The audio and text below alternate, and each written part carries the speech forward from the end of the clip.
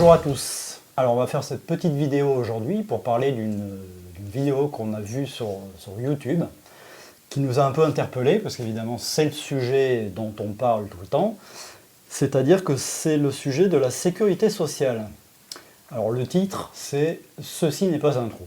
Donc ça nous a un petit peu interpellés, on a regardé un petit peu... Même beaucoup. beaucoup. Qui était donc l'initiateur de cette vidéo. Donc c'est un centre d'éducation populaire qui s'appelle CEPAG, c'est ça. Donc centre d'éducation populaire d'André Genot. Voilà, un centre apparemment belge. Et donc nous, on s'est décidé finalement à faire l'analyse de cette petite vidéo. Et alors, il faut quand même souligner quelque chose, c'est qu'on ne critiquera pas du tout donc, la forme, qui d'ailleurs est très bien. On aimerait en faire autant. Très bien fait, et si on pouvait en faire autant, ce serait bien sympa. Donc on salue quand même le côté artistique, hein, là il n'y a pas de souci, et on va plutôt critiquer, plutôt analyser, on va dire, le fond donc, du message qui est promulgué par cette vidéo. À noter que c'est un centre d'éducation populaire, c'est ce qu'on fait aussi, hein, là actuellement on est en train de faire de l'éducation populaire. Alors on ne vous dit pas croyez-nous absolument, regardez leur version, hein, on va vous mettre le lien, écoutez ce qu'on dit, et puis vous essayez de voir un petit peu, démêler le faux du vrai dans tout ce qu'il y a là. On commence alors ? C'est parti. À la une ce soir dans ce journal, le gouvernement qui veut en finir avec le trou de la sécurité sociale. Et c'est d'ailleurs ce qu'a rappelé le Premier ministre dans son discours. Je vous propose de l'écouter. Les pensions, le chômage, les jeunes, les vieux, les malades, tout cela coûte beaucoup trop cher. Nous devons faire des économies. Le trou de la sécurité sociale, ça suffit.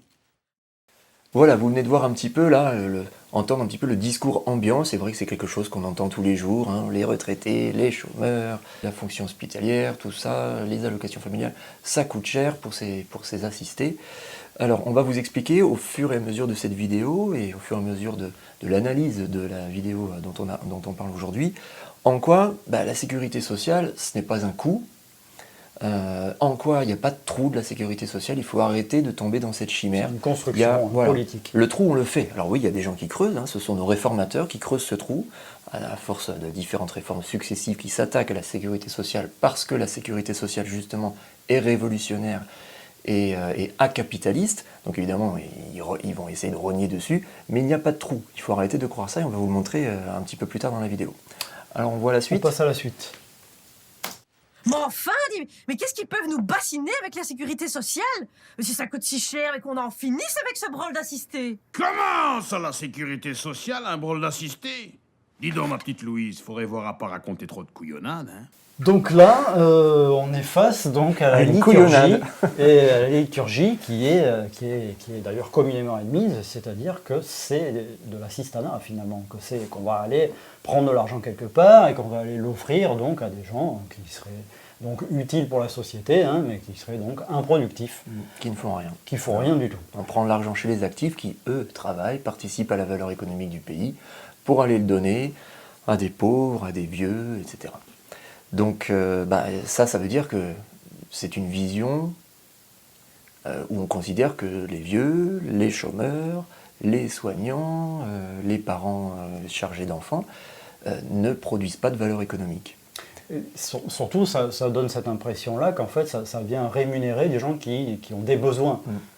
Ça nous pose comme être de besoins, et c'est ce qu'on tentera d'expliquer aussi, c'est qu'en réalité, ce sont aussi des producteurs. On le verra peut-être un petit peu après. Ouais. On continue ? On continue ? Allez. Regarde là, c'est moi. J'avais 10 ans et je triais le charbon avec ma mère. Hop, et si on était malade, on perdait notre salaire. Et sans salaire, pas de pain, pas de médecin. Et quand je suis tombée enceinte de ta mère, j'ai dû travailler jusqu'à ce que je perde les os. T'imagines ? Et après l'accouchement, hop, retour à l'usine. Moi aussi, je bossais à l'usine, 50 heures par semaine. Ah! Le jour où la machine m'a broyé le bras, on m'a foutu dehors direct. Pas de bras, pas de chocolat. Et l'hôpital, ça m'a coûté un pont. J'avais personne pour m'aider. Ouais, mais bon, Germinal, c'est fini, hein. Faut pas exagérer. C'est quoi le rapport avec moi? Le rapport avec toi? Mais c'est ta qualité de vie, tes droits, tes soins de santé remboursés, tes congés payés, ta pension quand tu seras vieille. Tu crois que c'est tombé du ciel? Mais qu'est-ce qu'on vous a appris à l'école, Godferdom? Voilà. Là, c'est intéressant, hein, parce que c'est vrai, hein, c'est vrai qu'il y avait de la précarité, c'est vrai qu'avant, bah oui, quand on se blessait, on n'était plus payé, c'est vrai que les femmes, quand elles accouchaient, il fallait qu'elles retournent bosser, sinon il n'y avait pas d'argent. Donc tout ça, c'est vrai, hein, on ne nie pas, hein, dans cette vidéo, on est d'accord avec ça. Et c'est bien pour ça que ça a été très bien d'inventer la sécurité sociale, et notamment le régime général de la sécurité sociale. Et ça nous pose encore... Oui. Ce qui est embêtant là-dedans, c'est vraiment que ça nous pose comme être de besoin. Voilà, c'est encore une fois. C'est ça qu'on va essayer donc de démontrer que ce n'est pas le cas. Voilà. Et alors dans la suite, là vous allez voir un passage où, très intéressant, où dans cette vidéo, il montre en fait toutes les conséquences du capitalisme. Et en faisant comme si, alors ce sont des conséquences, mais ils font comme si c'était des causes. Donc on va vous montrer ça tout de suite. Quand on avait ton âge, on était un peu dans la même galère que vous. La crise, les usines qui ferment, le chômage, la misère, les inégalités sociales. Alors on a fait grève en 1936. On voulait la semaine des 40 heures et la sécurité sociale. Pour toi, c'est normal tout ça. Mais nous, on a dû aller l'arracher avec les dents, tu sais. Avec les dents? Oui, ma chère, avec les dents. En Belgique, en France, on était des millions dans la rue à faire grève. À l'époque aussi, on nous disait « Vous êtes fous, il n'y a pas d'argent pour vos 40 heures semaine. » Mais à la fin, c'est nous qu'on a gagné. Et c'est grâce à ça qu'on a pu créer la sécurité sociale en 1944, à la fin de la guerre. Voilà, alors là, il y a juste une petite erreur. C'est pas la sécurité sociale qui a été inventée en 1944, c'est le régime général. En fait, il y avait déjà des choses qui existaient, des assurances sociales, ça existait déjà. À la fin du 19e siècle, il y avait des lois qui assuraient un petit peu les accidents de travail, d'autres qui mettaient en place des retraites pour les ouvriers, les paysans. En 1932, les allocations familiales étaient déjà en place avant le régime général. Par exemple. Ce qui compte, c'est que la date à retenir, c'est 1946, 1er janvier 1946, mise en application de ce fameux régime général de sécurité sociale avec les 4 branches. Donc une branche qui rémunère les retraités, donc avec les pensions. La vieillesse. Une branche qui rémunère les soignants. La santé. Une branche qui récupère les parents avec donc ces allocations familiales. La famille. Et une branche qui rémunère les chômeurs. La Sécu, c'est un système génial. Nous, on met une partie de notre salaire brut dans un pot commun. Les patrons versent aussi une autre partie de notre salaire dans ce pot commun. On appelle ça les cotisations sociales. Tu vois ce que c'est ou pas? Plus ou moins. Et puis l'État aussi met des sous dans le pot commun. Une partie de nos impôts, quoi. Résultat, on dispose tous d'une protection contre le chômage, les maladies, les accidents de la vie. C'est ça, la sécurité sociale. Voilà, là on est face vraiment au centre névralgique du problème, puis c'est là qu'il va falloir un petit peu rentrer dans le vif du sujet. Ce fameux pot commun où on dit qu'on met donc les cotisations, c'est sous-entendu que les cotisations donc sont payées par ceux qui travaillent, qui sont actifs. Donc globalement dans la sphère capitaliste, la sphère marchande, des entreprises privées, etc. Donc on nous laisse penser là que notre travail va générer donc tant de valeur, donc sous-entendu le salaire net et le salaire brut, et que depuis ce salaire-là, on va donc l'offrir quelque part, à faire de la solidarité à des gens qui seraient donc non productifs, mais utiles pour la société, comme les chômeurs, les retraités, les soignants et les parents. Ce qui est faux, évidemment. Donc ça, on va l'expliquer peut-être. Oui. Donc ça, on peut l'expliquer d'une façon assez simple, c'est comment une cotisation, elle émerge finalement. Parce qu'on a l'impression que c'est le travailleur, donc comme je disais tout à l'heure, qui le produit, alors qu'en réalité, c'est pas tout à fait comme ça que ça se passe. Parce que même d'ailleurs, le salaire qu'on a, toutes les rémunérations, elles sont issues finalement d'un prix. Voilà, le prix d'une marchandise. On va vendre une marchandise, et depuis cette marchandise, donc c'est une somme de coûts en réalité, une marchandise, et depuis cette marchandise, donc on va payer les salaires, on va payer donc le profit, et on va payer donc les retraités, les soignants, etc. Donc ce qu'il faut bien comprendre là, c'est que la cotisation, c'est pas du tout une ponction, dans le sens où si il n'y avait pas à rémunérer les chômeurs, les soignants, etc., cette cotisation n'existerait pas, tout simplement. Si elle est là, c'est qu'elle est rajoutée via notre salaire. Nous, on est en fait quelque part des boîtes aux lettres. Parce que pourquoi? Ben, tout simplement parce qu'on va chercher de la monnaie là où il y en a, c'est-à-dire dans la sphère marchande. Mais autant c'est un flux de monnaie, c'est-à-dire qu'on va transiter la monnaie depuis la sphère marchande jusqu'aux retraités, etc. Mais ce n'est pas un flux de valeur. La valeur, c'est le chômeur, le retraité, le soignant, etc. C'est eux qui font la valeur. Tout simplement parce qu'on considère donc que ce sont des producteurs.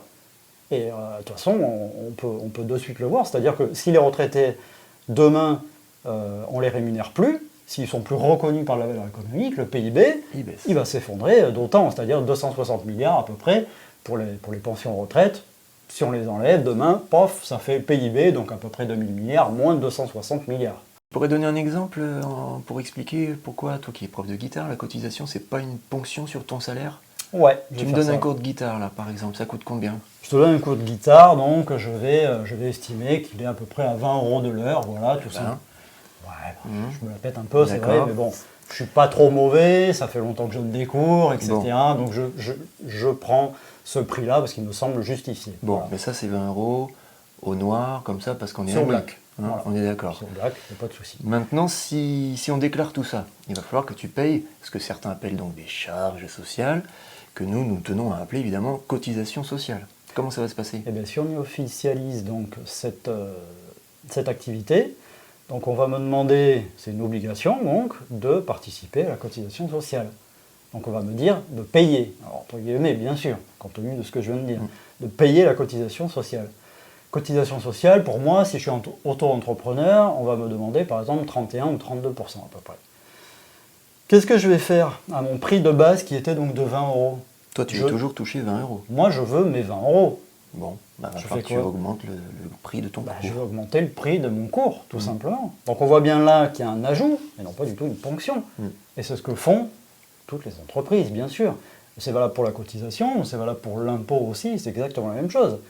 C'est que dans le prix, que ce soit le prix d'un salaire, le prix d'une marchandise, le prix de n'importe quoi, on va y intercaler, on va faire une juxtaposition de sommes qu'on a à payer, plus le profit. Voilà. Donc c'est valable pour des cours de guitare, mais si tu étais cordonnier et que tu fabriquais des chaussures, ce serait exactement la même chose. Hein. Ça peut être dans du marchand comme dans du non-marchand, hein, cette histoire-là.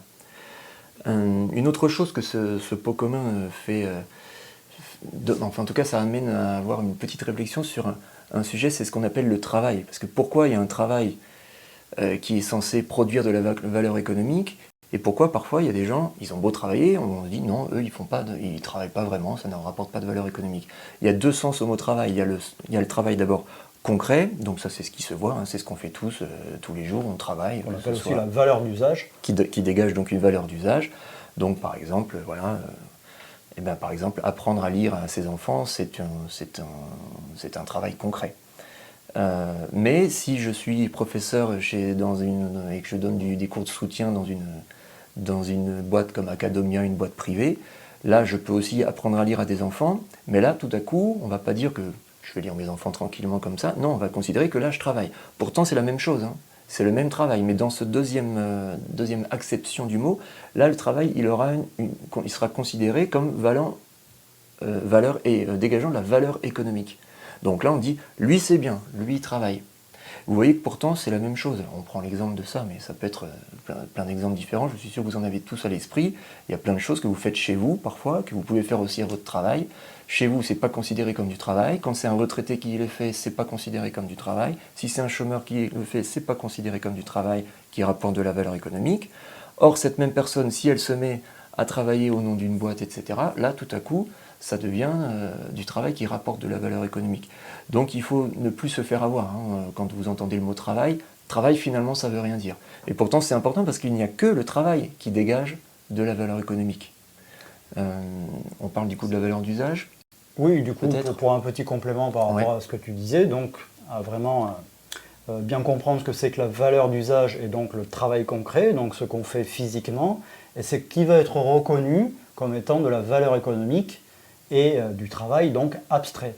Donc ça c'est important de comprendre ça parce que c'est jamais le contenu qui fait la différence entre les deux, c'est clairement la définition du travail qu'on y met.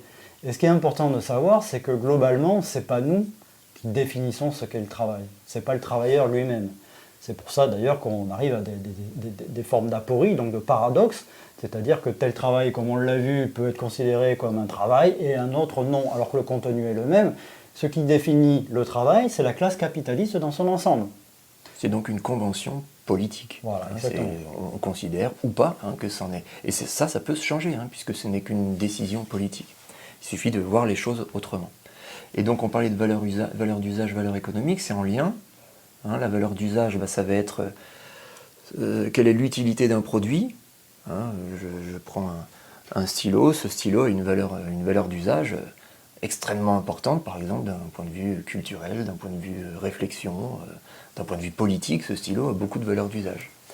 Mais ce stylo, ou n'importe quel objet, quand on parle de valeur économique, quand on est dans le travail abstrait, ça prend un autre sens.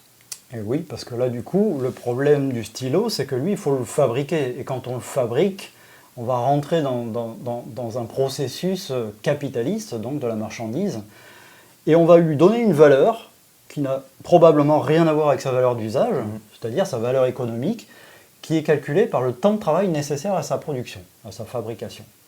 Et donc là, encore une fois, on peut rentrer dans des formes de paradoxes qui n'ont pas vraiment de sens. Et donc du coup, je ne sais plus ce que je voulais rajouter. Dans le paradoxe, je ne sais pas, est-ce que ce stylo, oui, il est réputé pas valoir cher dans la sphère capitaliste, parce qu'il ne faut pas beaucoup d'heures de temps de travail, il faut moins d'heures pour faire un stylo qu'une bombe nucléaire, par exemple. Mais qu'est-ce qui est le plus utile ? Est-ce qu'une bombe nucléaire, c'est si utile que ça ? Est-ce que c'est si bon pour l'humanité, etc. Oui, c'est ça que je voulais rajouter. C'est-à-dire que dans ce qu'on considère comme étant de la valeur économique, donc qui est reconnue par de la monnaie, à pas entendre forcément que c'est positif. C'est ça aussi qu'on peut faire comme confusion, qu'on peut avoir comme confusion, c'est-à-dire qu'on peut effectivement fabriquer des objets et même des services complètement nuisibles pour l'humanité. Tu viens de donner l'exemple donc avec la bombe nucléaire et le stylo. Voilà. Allez, on continue. Mais quelle arnaque! Comme assurance, la Sécu, y a pas mieux, y a pas plus juste. Les assurances privées à côté de ça, c'est du pipi de chat. Voilà. Bon, là, c'est la seule phrase. C'est les 7 secondes de la vidéo où on est, bon, d'accord. Ouais, ça mérite de les remettre en boucle, mais voilà, là on est d'accord. La sécurité sociale, il n'y a pas mieux, il n'y a pas plus juste, effectivement. Donc on ne peut que abonder dans ce sens. On continue. La suite. La solidarité, ils s'en foutent. Si on les laisse faire, ils vont tout privatiser et tout casser. Ah bon? Voilà, la solidarité, ils s'en foutent. Alors solidarité, c'est un joli mot, on ne peut pas être contre, tu n'es pas contre la solidarité. Le problème, c'est de savoir ce que ça veut dire que solidarité. Si c'est la solidarité de quelques personnes qui sont sur le marché de l'emploi et qui sont actives, qui ont des salaires et qui doivent être solidaires des vieux, des chômeurs, etc. Des improductifs. Voilà, ça c'est pas bon, parce que ça veut dire qu'il y en a... Ils ont l'emploi, donc ils sont tout, et ceux qui n'ont pas d'emploi, ils sont rien, ils sont des chômeurs, comme ça, des exclus de la société. Ça, c'est pas de la belle solidarité. C'est pas, comme tu disais, c'était quoi ta formule ? Si c'est au sens de j'ai et que t'as pas, donc je suis solidaire de toi parce que t'as pas, c'est moche. Ça, c'est pas terrible, mais c'est plutôt c'est au sens de co-responsabilité, tout simplement parce qu'on est tous sur le même bateau. Donc on a tous les mêmes cheminements, donc du coup on est tous co-responsables tout simplement. Voilà. Et puis en plus, se cache aussi derrière cette idée de solidarité un peu, il y a aussi la notion de prévoyance. Ça veut dire que, encore une fois, le fameux « j'ai cotisé donc j'ai droit », ça il faut arrêter avec ça. C'est pas du tout comme ça que ça marche. C'est pas « je cotise pendant 40 ans, je mets de côté, je prends pas tout mon salaire, j'en laisse une petite partie de côté, puis comme ça, quand moi je serai chômeur, ou plutôt quand je serai retraité, ou quand j'aurai un problème de santé, là j'aurai le droit, en juste retour de la solidarité des autres ». C'est pas comme ça que ça fonctionne. On vous a montré avec les cotisations. La cotisation, quand on l'a mis en place en 1946, ça marchait tout de suite. Il y a eu des pensions de retraite tout de suite. Du jour au lendemain. Ils n'ont pas cotisé pendant 40 ans puisque ça venait de se mettre en place. Donc ce salaire-là, c'est ce qu'on appelle des aides, mais en fait c'est un salaire pour les retraités, pour les parents, pour les chômeurs, pour les soignants. C'est ce qui reconnaît, c'est du salaire socialisé qui reconnaît que ces personnes-là participent à la valeur économique du pays. Donc salaire différé, on ne veut plus en entendre parler. On parle de salaire socialisé. Alors certes, là, c'est du socialisme. Hein. C'est pas du vrai. parti socialiste, c'est du socialisme. Là, on est vraiment social quand on fait ça. On essaie de voir la fin. On met la fin. Hein, il y a allez, quelques secondes qu'il faut voir. conclusion. La Sécu, c'est notre ange gardien. Solidaire, efficace, financé par tous pour tous. Un pour tous, tous pour un. Oui, Par tous pour tous. oui ou non alors. Ou non. Hein. Mais c'est-à-dire, qu'est-ce qu'on met derrière le tous? Oui. Si c'est encore une fois les travailleurs dans la sphère marchande, qui payent donc des cotisations pour les autres, je sais pas. Si c'est tous au sens où vraiment tous, dans l'absolu, oui, ok, on est d'accord. Bon, faudra qu'on voit. Faudra qu'on voit. En tout cas, nous, on vous oriente plutôt vers ça, hein, sur la chaîne Luzis, la chaîne des solutions, c'est apporter des solutions dans le marasme dans lequel on est. Et puis, il faut bien se dire une chose. Là, on vient d'avoir un nouveau président qui va être forcément génial, puisqu'il est jeune. Il est bien coiffé. Il est bien coiffé, il a un beau costume, donc... Mais vous allez voir, c'était déjà le cas avant, mais avec lui, ça va être une pédale d'accélérateur. D'ailleurs, c'est prévu, hein, 1er janvier 2018, il s'attaque aux cotisations salariales. Plus de cotisations salariales. Hausse de la CSG et de la CRDS, donc qui ne sont pas des Qui ne cotisations. sont pas des au passage. cotisations, même si ça s'appelle cotisation sociale généralisée, c'est un impôt. Voilà. Si on s'attaque à ça, c'est bien que ça gêne quelqu'un. Hein. Si les capitalistes s'attaquent à tout ce qui est salaire socialisé, qui est un salaire acapitaliste, c'est bien parce que ça les gêne. Hein. C'est bien parce que c'est quelque chose qu'on leur a arraché.